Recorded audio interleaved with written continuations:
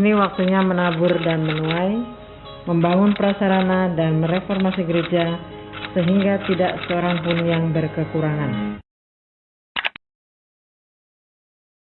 Mengasihi Allah, membenci dosa, dan suka Salam. Selamat hari Minggu, Tuhan selalu memberkati kita semua. Dan hari ini adalah hari Minggu 20 Juni 2021. Kita masih tetap beribadah di rumah kita masing-masing. Dan berita terakhir bahwa di Jakarta ini sudah penuh rumah sakit dengan orang-orang yang kena COVID. Demikian juga Wisma Atlet dan yang lainnya yang sudah disiapkan oleh pemerintah juga sudah hampir penuh. Oleh karena itu, bersabarlah kita dulu untuk selalu beribadah di rumah kita masing-masing. Dan tiba saatnya nanti kita akan beribadah di rumah Tuhan ini tiap-tiap hari Minggu.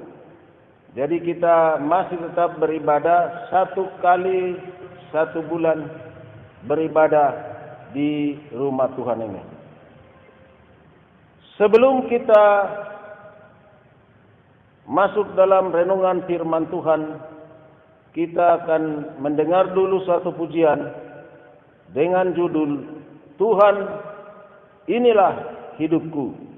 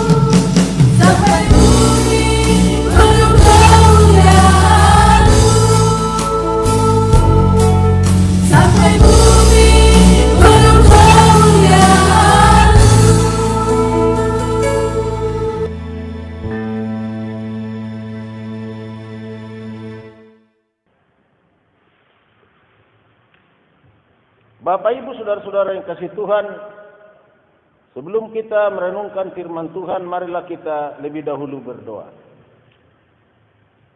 Bapa di surga, saat ini kami datang kepadamu mengucap syukur atas anugerah dan kasih-Mu, di mana Tuhan selalu memelihara hidup kami sampai hari ini. Tuhan selalu memberkati kami semua, dan Tuhan selalu memberi apa yang kami butuhkan, apa yang kami perlukan dalam hidup kami. Terpuji-pujilah nama-Mu Tuhan kekal selama-lamanya. Dan sekarang ini kami hendak merenungkan firman-Mu. Biarlah Engkau sendiri ya Tuhan menanamkan firman-Mu di dalam hati kami supaya bertumbuh dan berbuah, dan kami melaksanakannya sesuai dengan kehendak-Mu. Terpujilah Engkau ya Tuhan. Inilah doa kami yang kami sampaikan kepadamu. Dalam nama Tuhan Yesus kami berdoa dan bersyukur kepada Tuhan. Amin. Kita membaca dulu 2 Tawarik 29 ayat 1 sampai 19. Demikian firman Tuhan.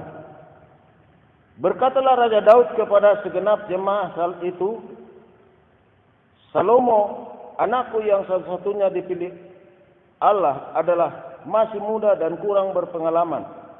Sedang pekerjaan ini besar, sebab bukanlah untuk manusia bait itu, melainkan untuk Tuhan Allah. Dengan segenap kemampuan aku telah mengadakan persediaan untuk rumah Allah, yakni emas untuk barang-barang emas, perak untuk barang-barang perak, tembaga untuk barang-barang tembaga, besi untuk barang-barang besi, dan kayu untuk barang-barang kayu, batu permata, syoham, dan permata tatahan, batu hitam, dan batu permata yang berwarna-warna, dan segala macam batu mahal-mahal, dan sangat banyak pualam. Lagi pula oleh karena cintaku kepada rumah Allahku, maka sebagai tambahan pada segala yang telah kusediakan bagi rumah kudus, aku dengan ini memberikan kepada rumah Allahku dari emas dan perak kepunyaanku sendiri 3.000 talenta emas dari emas Ofir, dan 7.000 talenta perak murni untuk menyalut dinding ruangan, yakni emas untuk barang-barang emas dan perak untuk barang-barang perak, dan untuk segala yang dikerjakan oleh tukang-tukang. Maka siapakah pada hari ini yang rela memberikan persembahan kepada Tuhan? Lalu para kepala puak dan para kepala suku Israel dan para kepala pasukan 1.000 dan pasukan 100 dan para pemimpin pekerjaan untuk raja menyatakan kerelaannya. Mereka menyerahkan untuk ibadah di rumah Allah 5.000 talenta emas dan 10.000 dirham, 10.000 talenta perak, dan 18.000 talenta tembaga, serta 100.000 talenta besi. Siapa yang mempunyai batu permata menyerahkannya kepada Yehiel, orang Gerson itu, untuk perbendaharaan rumah Tuhan. Bangsa itu bersukacita karena kerelaan mereka masing-masing, sebab dengan tulus hati mereka memberikan persembahan sukarela kepada Tuhan. Juga Raja Daud sangat bersukacita. Lalu Daud memuji Tuhan di depan mata segenap jemaah itu. Berkatalah Daud, terpujilah Engkau ya Tuhan Allahnya Bapa kami Israel, dari selama-lamanya sampai selama-lamanya. Ya Tuhan, punyamulah kebesaran dan kejayaan, kehormatan, kemasyhuran, dan keagungan. Ya segala-galanya yang ada di langit dan di bumi. Ya Tuhan, punyamulah kerajaan, dan Engkau yang tertinggi itu melebihi segala-galanya sebagai kepala. Sebab kekayaan dan kemuliaan berasal daripadamu, dan Engkaulah yang berkuasa atas segala-galanya. Dalam tanganmu lah kekuatan dan kejayaan. Dalam tanganmu lah kuasa membesarkan dan mengokohkan segala-galanya. Sekarang, ya Allah kami, kami bersyukur kepadamu dan memuji namamu yang agung itu. Sebab siapakah aku ini dan siapakah bangsaku, sehingga kami mampu memberikan persembahan sukarela seperti ini. Sebab daripadamulah segala-galanya, dan dari tanganmu sendirilah persembahan yang kami berikan kepadamu. Sebab kami adalah orang-orang asing di hadapanmu, dan orang pendatang sama seperti semua nenek moyang kami, sebagai bayang-bayang hari-hari kami di atas bumi, dan tidak ada harapan. Ya Tuhan Allah kami, segala kelimpahan bahan-bahan yang kami sediakan ini untuk mendirikan bagimu rumah bagi namamu yang kudus adalah dari tanganmu sendiri, dan punyamulah segala-galanya. Aku tahu ya Allahku, bahwa engkau adalah penguji hati dan berkenan kepada keikhlasan. Maka aku pun mempersembahkan semuanya itu dengan sukarela dan tulus ikhlas. Dan sekarang umatmu yang hadir di sini telah kulihat memberikan persembahan sukarela kepadamu dengan sukacita. Ya Tuhan Allah Abraham, Ishak dan Israel, bapa-bapa kami, peliharalah untuk selama-lamanya kecenderungan hati umatmu yang demikian ini, dan tetaplah tujukan hati mereka kepadamu dan kepada Salomo anakku. Berikanlah hati yang tulus, sehingga ia berpegang pada segala perintahmu dan peringatanmu dan ketetapanmu, melakukan segala-galanya dan mendirikan baik yang persiapannya telah kulakukan. Demikianlah dasar renungan kita pada saat ini. Dan sesuai dengan firman Tuhan, berbahagialah orang yang mendengar firman Tuhan dan melakukannya dalam hidup sehari-hari. Bapak, Ibu, saudara-saudara yang dikasihi Tuhan, goal atau sasaran utama saya dengan firman Tuhan ini adalah, pertama, agar umat Tuhan dapat melihat hati yang memberikan persembahan kepada Tuhan yang terbaik. Dan yang kedua, agar umat Tuhan dapat senantiasa menghormati Tuhannya melalui persembahannya. Bapak, Ibu, saudara-saudara yang kasih Tuhan, Tuhan pernah marah atas persembahan yang diberikan kepadanya. Persembahan yang diberikan kepada Tuhan itu adalah seperti yang tertulis di dalam Maliaki 1 ayat 7-8, persembahan yang cacat dari binatang yang timpang, binatang yang sakit. Coba kita membaca dulu Maliaki 1 ayat 7 dan 8. Kamu membawa roti cemar ke atas mezbahku, tetapi berkata, dengan cara bagaimanakah kami mencemarkannya? Dengan cara menyangka meja Tuhan boleh dihinakan. Apabila kamu membawa seekor binatang buta untuk dipersembahkan, tidakkah itu jahat? Apabila kamu membawa binatang yang timpang dan sakit, tidakkah itu jahat? Cobalah menyampaikannya kepada bupatimu. Apakah ia berkenan kepadamu? Apalagi menyambut engkau dengan baik, firman Tuhan semesta alam. Dan di dalam ayat 13, kamu berkata, lihat, alangkah susah payahnya, dan kamu menyusahkan aku, firman Tuhan semesta alam.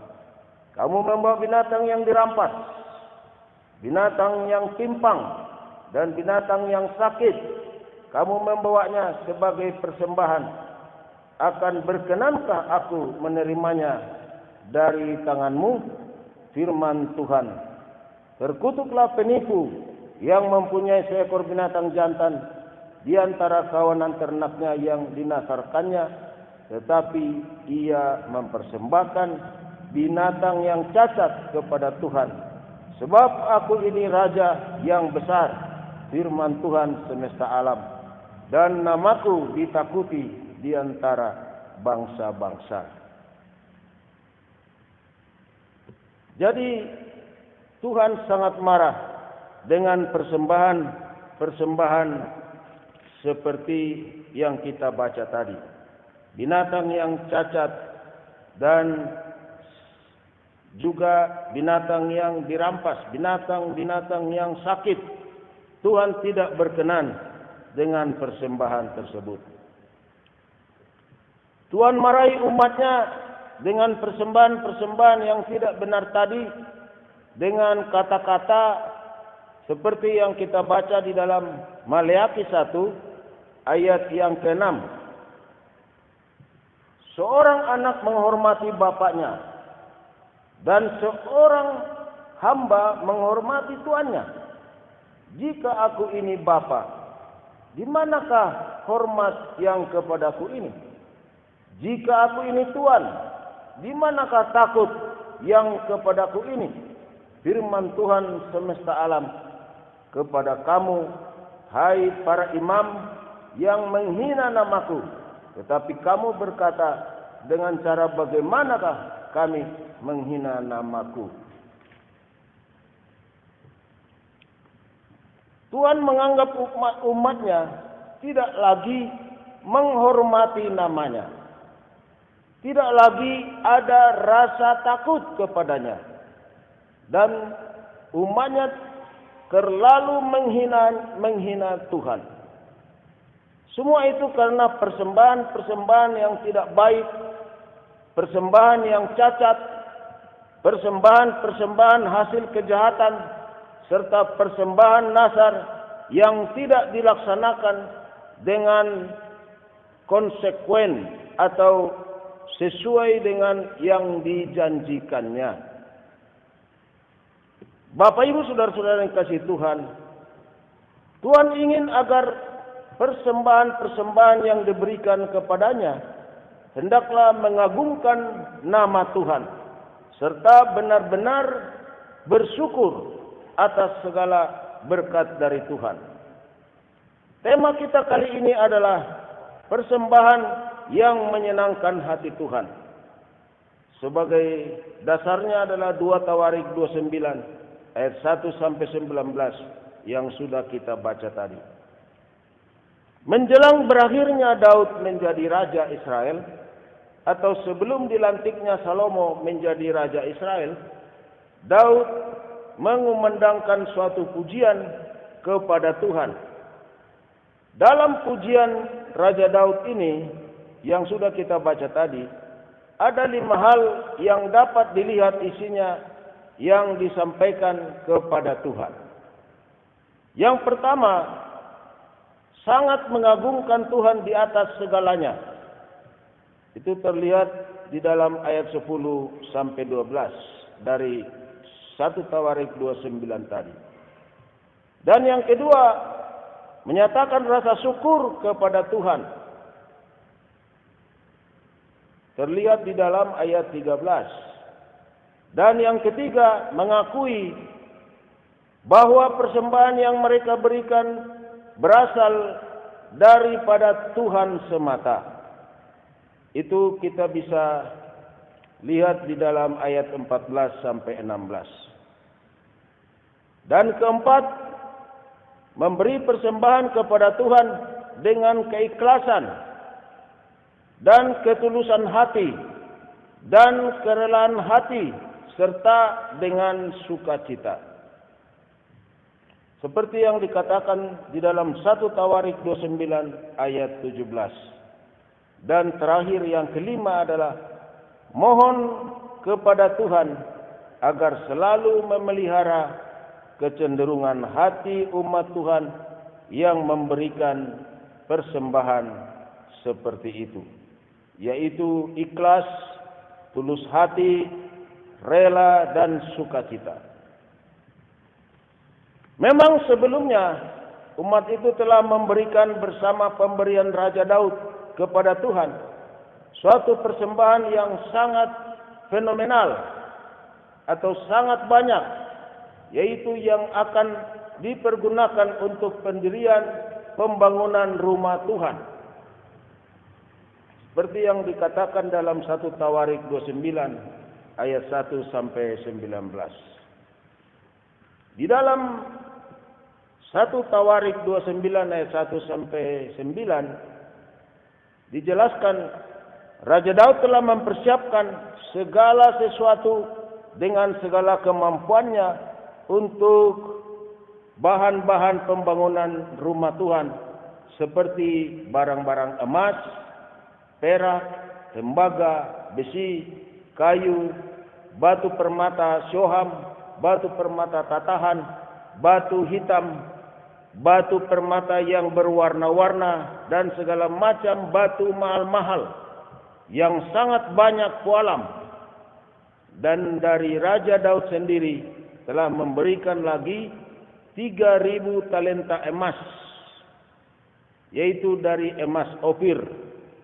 Kalau di dalam catatan terakhir Alkitab ada di sana bahwa 1 talenta emas itu seberat 34 kilogram. Jadi kalau 3.000 talenta emas Ofir berarti 3.000 kali 34 kilogram, berarti kira-kira 102.000 kilogram. Dan 7.000 talenta perak berarti 7.000 kali 34 kilo, berarti 238.000 kilogram perak.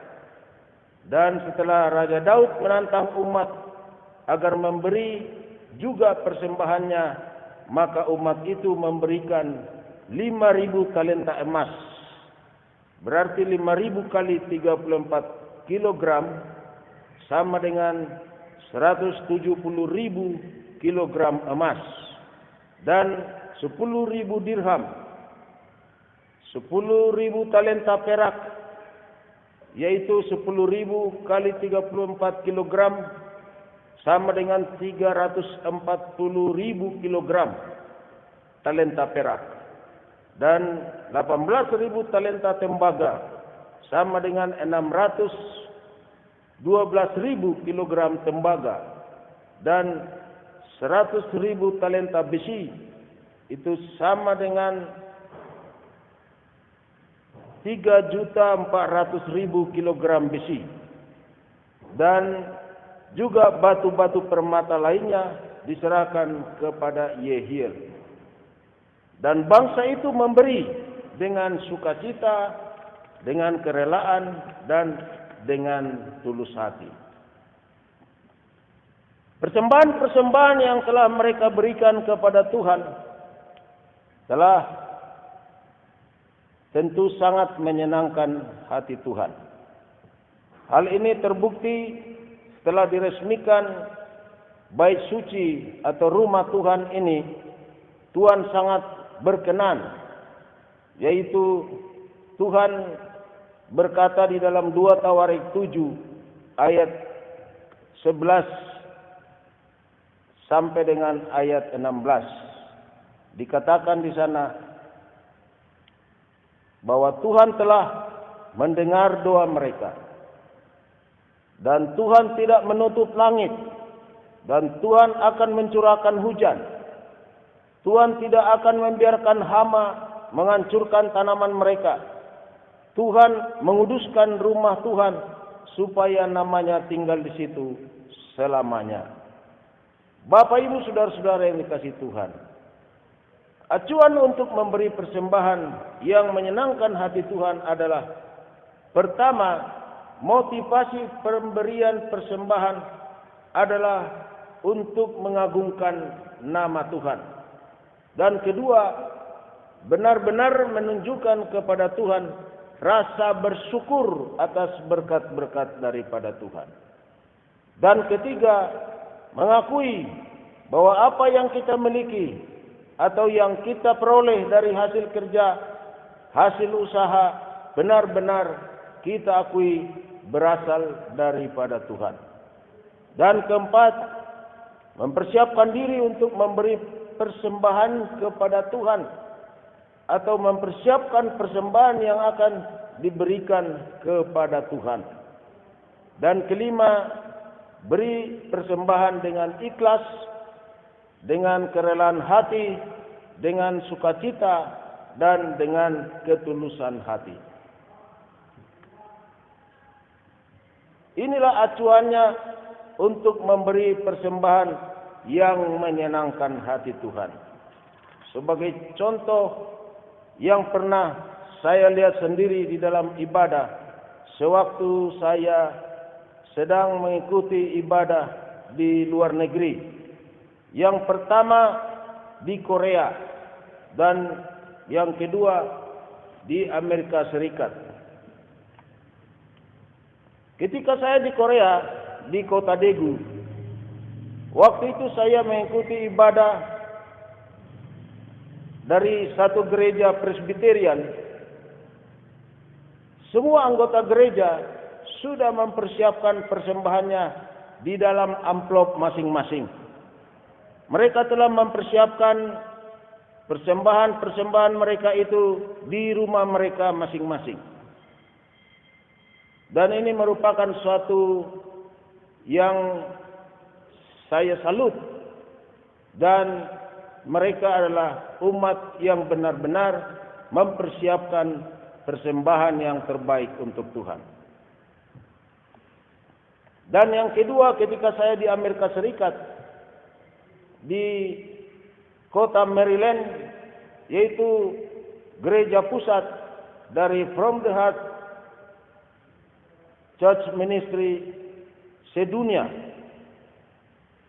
di bawah pimpinan Episkopal Pastor John Cherry. Dan waktu itu acara peralihan kepemimpinan episkopal kepada anak kandungnya sendiri, yaitu Episkopal John Cherry II. Waktu itu didatangkan dari seluruh negara pimpinan gereja yang berada di bawah From the Heart Church Ministry, dan kami juga ikut dari Indonesia. Pada waktu memberi persembahan di dalam ibadah, banyak di antara yang hadir pada waktu itu, dan pada waktu itu gereja sangat padat. Saya melihat semuanya yang di dekat saya pada memberi satu kertas atau dalam bentuk cek. Cuman saya tidak melihat isinya. Cuman saya mengatakan bahwa mereka pun sudah mempersiapkan persembahannya dari rumah mereka masing-masing atau dari tempat tinggal mereka masing-masing untuk dipersembahkan kepada Tuhan. Jadi yang saya lihat ini, saya renungkan di dalam hati, tentu persembahan-persembahan dengan cara memberlakukan seperti itu akan menyenangkan hati Tuhan. Dan juga jika saya bandingkan di Indonesia, di mana-mana gereja, persembahan-persembahan yang diberikan ketika kantong persembahan dijalankan, hampir semua merogoh-rogoh kantong dan mungkin memikir-mikirkan berapa yang mau dia kasih. Oleh karena itu, merupakan suatu pemandangan yang tidak baik. Berbeda seperti yang saya katakan tadi, di gereja Presbyterian yang ada di Korea dan juga gereja From the Heart Church Ministry yang ada di Maryland atau mungkin yang ada di kota-kota lain. Terutama yang saya lihat ketika saya berada di kota Maryland, tempat pusat daripada From the Heart Church Ministry, bahwa rata-rata memberikan persembahannya dalam bentuk cek. Dan bukan ceknya yang saya mau utarakan, tetapi persiapan memberi persembahannya itu yang perlu dipuji. Sebab sudah dipersiapkan dari rumah atau dari tempat tinggalnya masing-masing. Makanya Bapak Ibu Saudara-saudara yang dikasihi Tuhan, marilah kita merubah sikap dan perilaku kita dalam hal memberi persembahan kepada Tuhan, agar persembahan kita menyenangkan hati Tuhan dengan mengacu pertama, motivasi pemberian persembahan adalah untuk mengagungkan nama Tuhan. Dan yang kedua, benar-benar mempersiapkan dari rumah persembahan kita. Dan ketika benar-benar menunjukkan kepada Tuhan rasa bersyukur atas segala berkat yang kita terima dari Tuhan. Yang keempat, mengakui apa yang telah kita terima dari hasil pekerjaan kita, dari hasil dagangan kita, dari hasil usaha kita, dan dari hasil proyek kita atau apapun jenis daripada usaha kita. Kita harus mengakui bahwa itu berasal dari kasih karunia daripada Tuhan.